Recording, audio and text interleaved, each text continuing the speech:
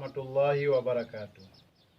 Saya dari Ketua MPU Kecamatan Luas menghimbau kepada seluruh masyarakat untuk mengindahkan dan mematuhi himbauan pemerintah dan maklumat Kapolri sebagai pelindung masyarakat untuk menghindari daripada keramaian agar terhindar dari terjangkitnya virus corona yang sangat menakutkan yang selama ini bukan hanya di Indonesia, bahkan di tanah suci Makkah pun sudah ada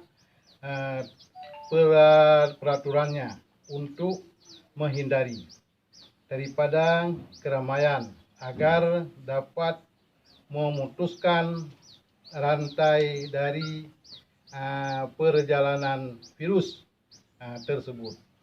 Maka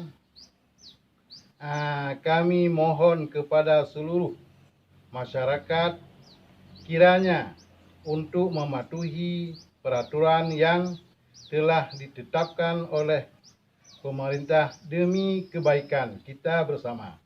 Wassalamualaikum warahmatullahi wabarakatuh.